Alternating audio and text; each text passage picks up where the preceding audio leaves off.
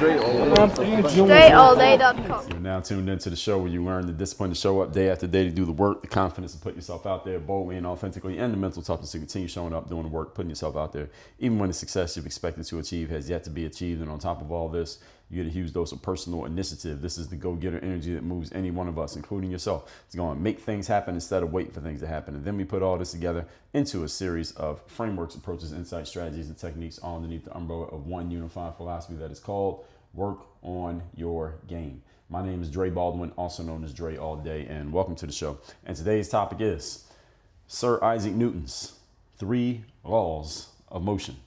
Oh, you didn't know that there were 3 laws of motion? Good, because I'm going to tell you what they are. Or if you did know that there were 3 laws of motion, but you don't quite remember what they are, good, because I'm going to tell you what they are. If you do know what the 3 laws of motion are, that's even better, because not only am I going to remind you what they are, I'm going to give you the practical application of each one of these 3 laws of motion. That's the most important thing all of you need to understand here today. Now, being the logical and objective person that I am, I like to break things down into laws, principles, and hard, unbendable rules, because this makes for easier decision making for all of us. And it also reduces the wiggle room that any of us could have when it comes to how we look at ourselves, the circumstances that we find ourselves in, and the actions that we take. This is the reason why I like hard and fast rules. The more hard and fast rules that we all put in place for ourselves, the lesser the likelihood that we start bending and basically cutting corners on things. Because when there's a hard and fast rule and a hard and fast law, there are no exceptions. It's just, this is what it is, and this is what we have to go with, and there's no way around that, and there's no other way of looking at that. That's what it means when you have hard and fast rules. So although I am far from a scientist, I think most of you know that, I like using the scientific laws that we have generally come to accept. Most of us accept these scientific laws, and when I break these down and you think about them and how they may have applied in your own life already, I think you will understand why these scientific laws are accepted. And I'm going to explain to you how they apply in your everyday life, regardless of what they mean in science, because again, I ain't no scientist, but how they apply in the way that we live on a day-to-day basis. I'm going to do that here today. Point number 1. Today's topic, once again, is Newton's 3 laws of motion. The first law of motion by Sir Isaac Newton is the law of inertia.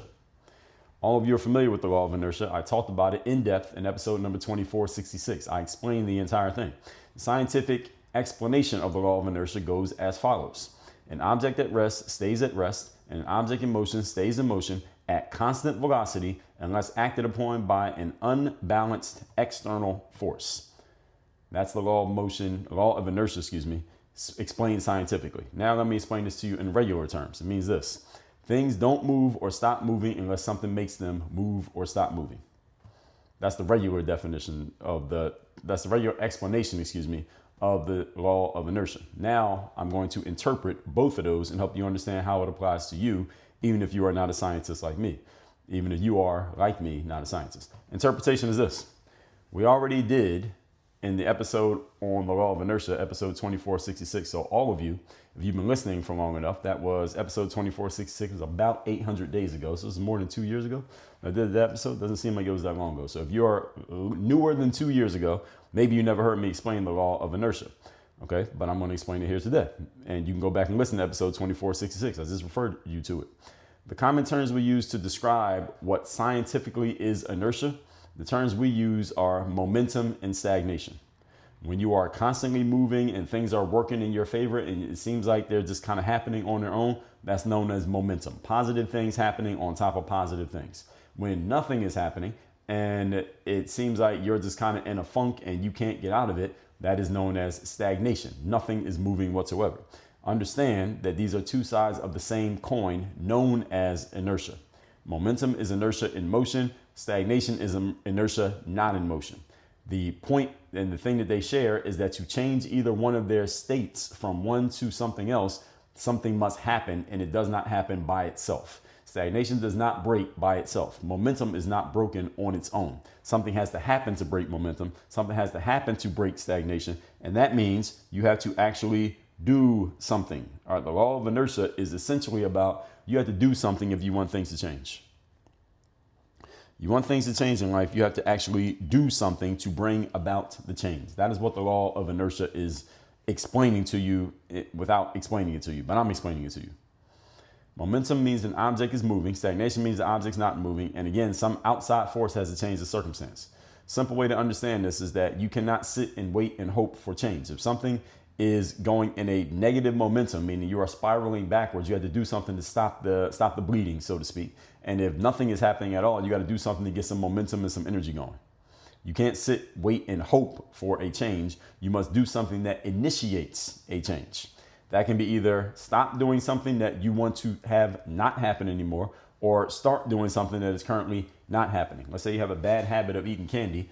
Okay, the way to break the negative momentum of eating candy all the time and destroying your teeth and destroying your health and gaining weight is for you to somehow, some way stop yourself from going to the store and buying the candy, or stop walking through the candy aisle in the grocery store, or to take all the candy that's already in your pantry and throw it away in a place that you can't go get it out of the trash can. Something that is going to break the negative momentum of you continually doing the wrong thing. And if nothing is working, let's just say you're supposed to finish writing this book, but you haven't finished writing the book yet, then what you need to do is put on your calendar that you're going to sit down and write the book, then open up the file or the document where the book is at, and don't allow yourself to do anything else, turn everything off, and don't do anything until you start writing the book. That's a way of breaking the stagnation. These are simple examples, but they work. So in order to break the inertia of anything, there must be something initiated. All right, you must initiate to break inertia. Does everyone understand? You must initiate to break inertia. Something must be done. And in order for something to be done, you need the capacity to do something, the capacity to do work. Mechanically, work means you exerting a force on an object and changing its status.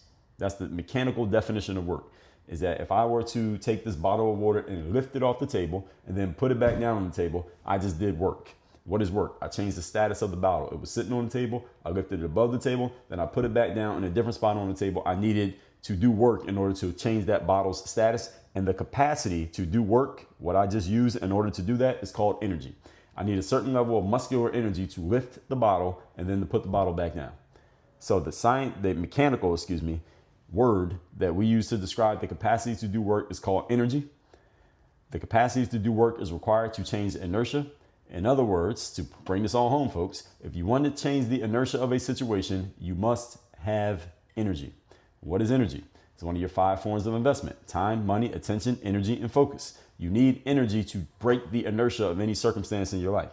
Somebody listening to this right now, you feel like you're in a state of inertia, meaning you want things to go one way, but they seem to be going a completely different way, and you want to change that circumstance. The most important thing you need to change the circumstance is energy. You change your energy, then you put yourself in the position to possibly alter the situation. But if you don't change your energy, the situation is not changing.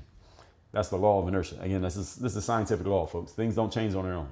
Something has to happen for things to change. Now, sometimes change happens that is not under your control because you just sat there and something else in life caused your circumstance to change, and it probably won't be what you want it to be if it's just happening randomly. Usually you want the change to be something that's under your control. Would you agree? I would think so.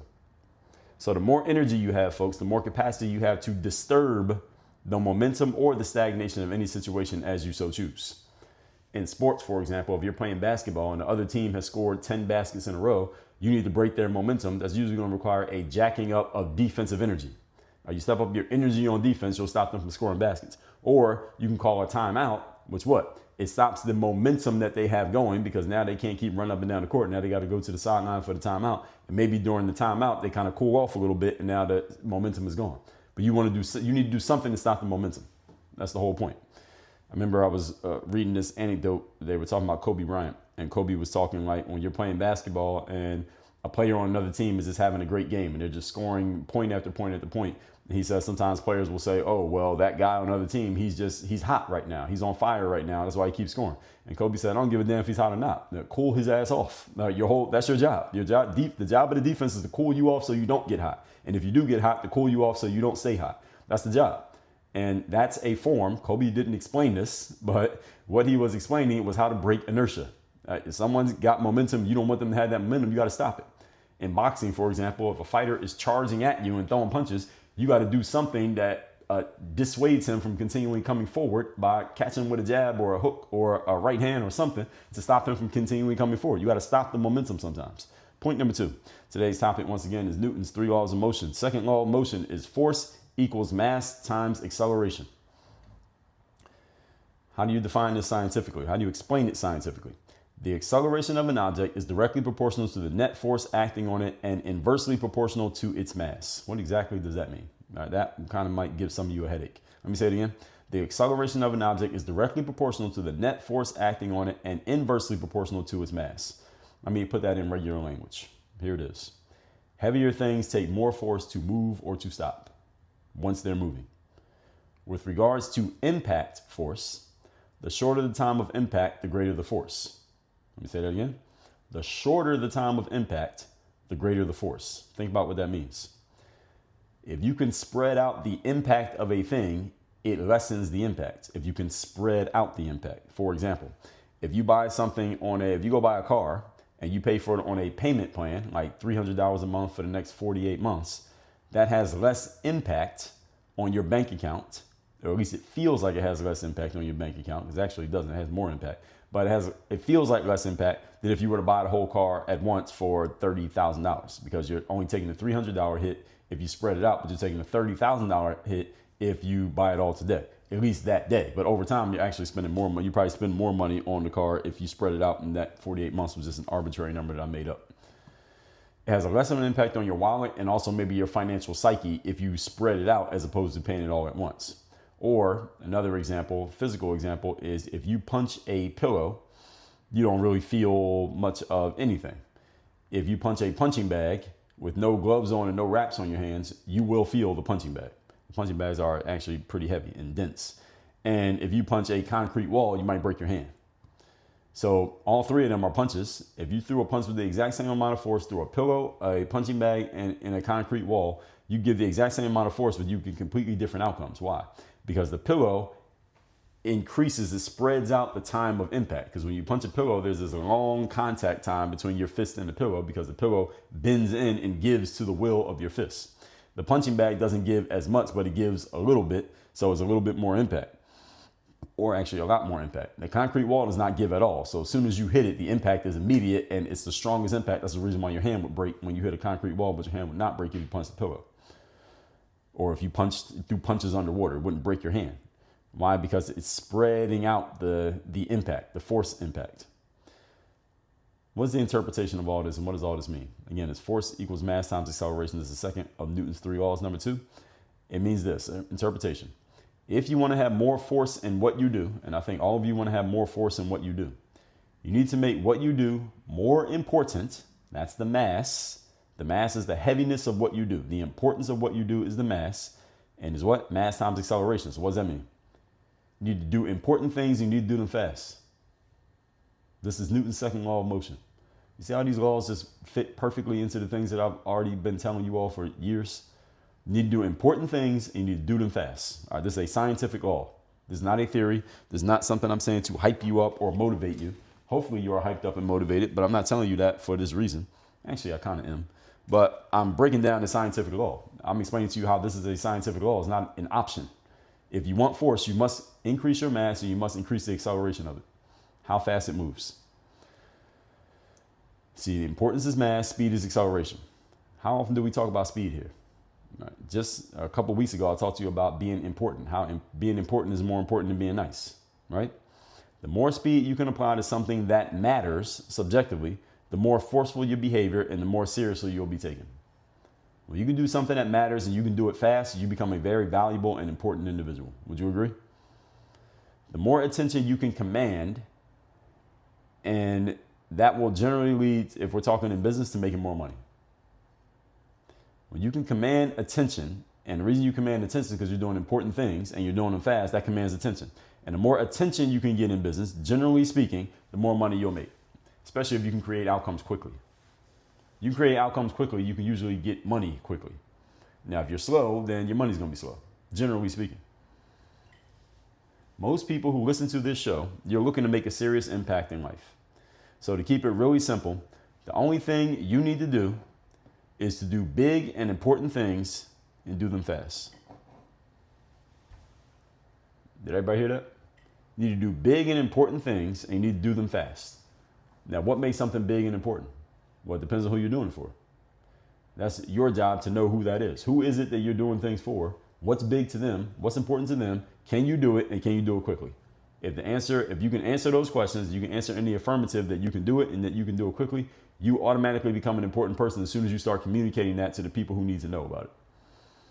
This is the second law of motion as stated by Sir Isaac Newton. Anybody want to question science? Point number 3. Today's topic, once again, is Newton's 3 laws of motion. Number 3, action and reaction. Scientifically, this means what? The third law is action and reaction. Scientifically, for every action, there's an equal and opposite reaction. All right, where have you heard that one before? Let me say it in regular terms. Opportunity costs. Have I talked to you about opportunity costs before? Of course I have. Have I talked to you about trade-offs? Yes, I have. Have I told you that there is no such thing as a free lunch? Yes, I have. What does that mean? How does it connect to this? Every action has an equal and opposite reaction. In other words, someone gives you a lunch and they don't charge you for it. That doesn't mean you ain't paying for it. You will pay for that lunch. Okay? That's the scientific law. Action and reaction. You cannot do something without something coming back to you. Many of you may call this the law of karma or the law of energy of the universe. People call it that. This is one of Newton's 3 laws. Everything comes back. You cannot get something for nothing in life. Everything has a cost, whether you know about it or not. This is one that all of you have heard before because I talk about it often. And every action you take, there will be a reaction to that action. Which means never think that something you do does not come at a cost, whether that cost is now or it is later, whether it is direct or is indirect. Everything you do, you must pay for. The biggest challenge most human beings have with this point is that most human beings cannot see past their noses. That means, metaphorically, what it means is most people tend to attribute anything that happens today to something that happened yesterday. The reason I feel this way now is because of something that happened then. And the answer, the response to that assertion is not necessarily. Not necessarily. We always want to attribute something that happens now with something that just happened a few moments ago because that's as far as many human beings can think. But if you think about other things and other circumstances you had in your life, a lot of times the outcomes that you're dealing with now are a byproduct of things that you did months, maybe even years ago. Now you're just now reaping the benefits of them. So again, when I say everything has a cost, it doesn't mean that just because someone was handing out free slices of pizza at the church means that all of a sudden somebody's going to steal money out of your pocket. All right, something paid for those free slices of pizza at the church. Maybe it was the donations that you've been making every week for the last 10 years might have paid for some of that pizza. You understand? But if you can't connect the two, then it won't make sense to you. And again, I'm just using a very rough example there. But remember the COVID virus? Everybody remembers that, right? The COVID virus and the subsequent scamdemic that had people doing things that didn't make sense, and some people are still doing them to this day. Many small businesses went out of business during COVID. When lockdowns happened and businesses couldn't open and people were told to shelter in place and everybody had to wear a mask and be 6 feet apart, 6 feet apart. Y'all remember all that, right? When that virus was raging a few years ago, a lot of small businesses went out. Many of them blamed the virus for them going out of business. Many small business owners who lost their business during the virus said, I lost my business during COVID because of COVID. When Donald Trump initiated some import tariffs, a lot of people said, well, Donald Trump is either has destroyed, or is going to destroy a bunch of small businesses with his stupid, reckless tax tariffs. The small businesses are going to be destroyed because of what Donald Trump did. And the same thing that was said about Donald Trump and those tariffs is the same thing that I would say to small businesses and COVID, that no, that thing or that president or those tariffs are not the reason why you went out of business. You were already on your way out of business. And what happened, all it did was speed up the process that was already underway. That's what it did. The virus just sped up a process that was already in motion. If your restaurant went out of business when COVID happened, your restaurant was already about to go out of business. The virus didn't do it. But since most people can only focus on what's directly in front of them, they tend to ascribe attributes of something that they can see to something that just happened, because that's the way most people think. Most people don't think long term. They just think, all right, this happens, so that must be this. They confuse correlation with causation. See, if your business was already teetering in such a way that something like that could put you out of business, again, you were already teetering. Now, maybe you knew about it, maybe you didn't know about it, but don't blame the virus just because it sounds good. No. Remember my maternal grandfather.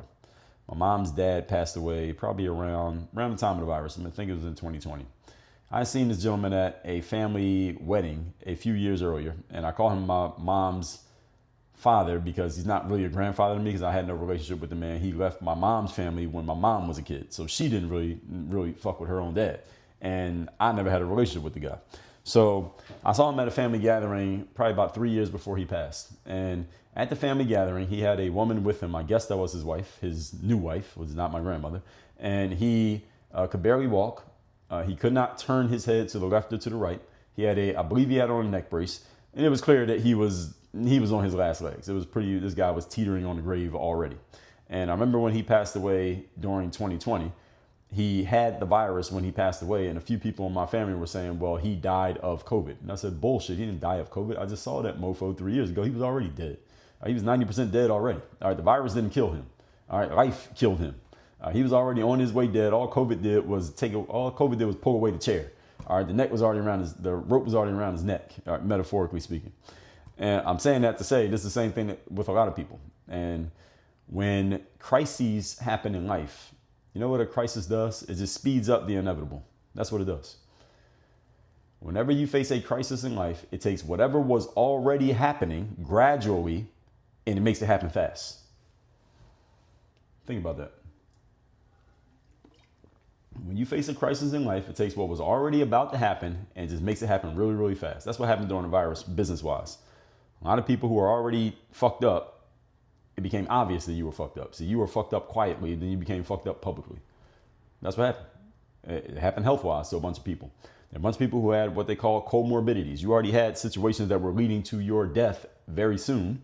At some point, you were going to die because of these situations you had with your body, with your health, with your history. All COVID did was just speed up the fact that you were going to die anyway. Now, everybody's going to die, but people who had comorbidities, instead of you living another 5 years, you only had another 5 months. That's all COVID did. It just sped up the inevitable. But don't blame the virus. The virus didn't kill you. Nobody was in perfectly great health and then died from the virus. Nobody. It was people who were already fucked up. They got the virus and it just fucked you up worse to the point that you couldn't live that fucked up, so you died. I don't know. Does this sound harsh? I'm just telling you what it is, folks. This is how it works. So if you think about this, I want you to reverse engineer what I just told you. I just told you that a crisis situation takes whatever was about to happen and it forces it to happen much sooner than it would have happened anyway. There's an opportunity in there. Did you catch it? Here's the opportunity. Let me explain it out. Let me spell it out for you for those of you who didn't catch it. If you can put yourself in the mental frame of being in a crisis, not in a negative way, not in a way that becomes distressful for you, but you can put yourself in a mental frame of being in a crisis and needing urgency and focus and speed right now in the moment. You can take all the good things that you want to happen in your life and you can make them happen sooner by putting yourself in a crisis situation. See, most people, when they hear the word crisis, you think of negative shit. Okay, crisis means a whole bunch of bad things are going to happen, but a crisis could just as well move you to do good things. My favorite rapper, I've told you, a guy named 50 Cent. When he got shot in the year maybe 2000, he was in a crisis. He was in crisis mode because basically where he came from, you get shot and don't die, all they're going to do is shoot you again. Make sure they kill you this time. He understood he was in crisis mode. Like, I have to make something happen or they're going to kill me. I either got to kill a bunch of people or they're going to kill me, or I got to figure out a way to become so successful that I can employ enough people to protect me so I can get up out of this situation. And everybody knows who 50 Cent is, right? Okay. How do you know? He put himself in crisis mode and then he went and did some things that turned around his life. And now here we are. Because he got into crisis mode. He took the crisis of getting shot, which most people would cause most people to collapse and fall to pieces. He turned it into positive energy. What is that? Newton's first law, momentum, inertia. He turned it into momentum and he turned that momentum into something great for himself. Everybody catching the dots being connected here? I hope I'm making this clear enough for you. I know I am, but I'm hoping you're catching it. This is really what I'm hoping. Most people can only focus on what's directly in front of them. So a lot of people ascribe their current outcomes to what happened 2 minutes ago, but it's actually several things that happened way longer, way before that. 50 Cent, for example, let's just keep it on 50. 50 Cent got shot in the streets when he was trying to become a rapper and he almost died. Now, why did he get shot in the streets? Did he get shot in the street because he stepped on somebody's sneaker on Tuesday and then they shot him on Wednesday? No. The mofo was in the street doing crazy shit for years. And that shit eventually added up and eventually somebody decided this dude needs to die. And that's why he got shot. It wasn't because something he did on one day, then he got shot the next day. No, he had been doing shit and it finally just came around to him. His karma came back to him and he got shot. That's what happened. Does everybody understand what I'm saying here?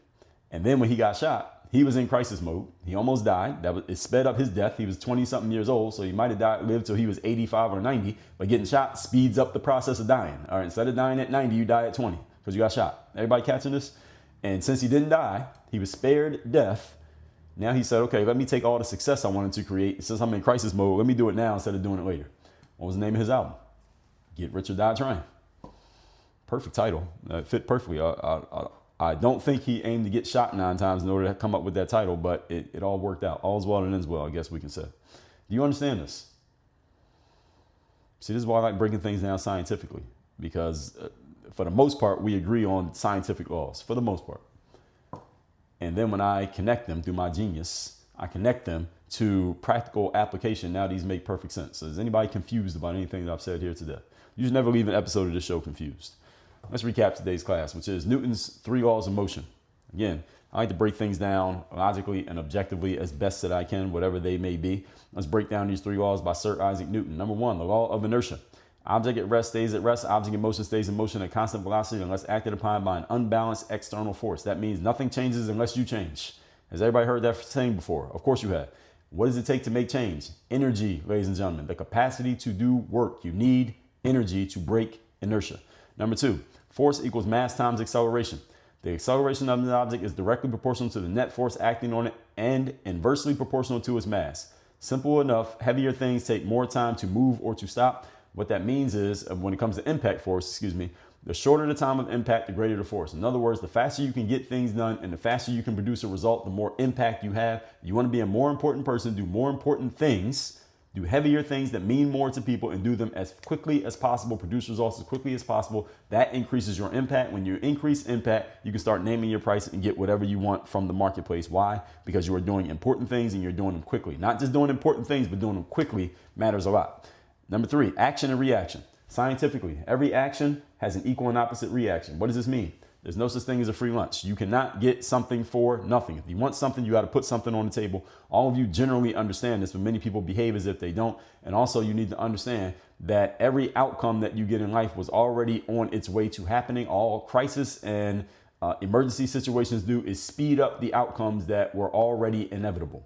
So when COVID happened a few years ago and a bunch of businesses went out of business, it's not because the virus put a business out of business. A virus can't put you out of business. You were already going out of business. All the virus did was speed up the inevitable. So instead of it taking you 5 years to go out of business, you went out of business in 5 months. It's the same thing when you have some bad tragedy happen to your health. Instead of you dying in 20 years, you die in 2 months. It just happens faster. That's all crisis does, is speed things up. Good news about this is that you can use this in a positive way, the same way you can look at it in a negative way. A crisis situation can light a fire under your ass to make you start doing things that you should have already done and make you start doing them now, because now you see a real reason to get moving. So again, the laws of motion by Sir Isaac Newton, these can apply to your life. And I just told you how and what to do. Speaking of such, here's what you do. Go to workonyourgameuniversity.com and let's speed up the outcomes in your life in a positive way by having me as your coach, getting into our coaching programs, having my programs guiding you along the way from where you're at to where you want to go. And instead of it taking the next 10 years, how about we do it in the next 10 weeks? Go to workonyourgameuniversity.com. Link is in the description. Work on your game. Dre all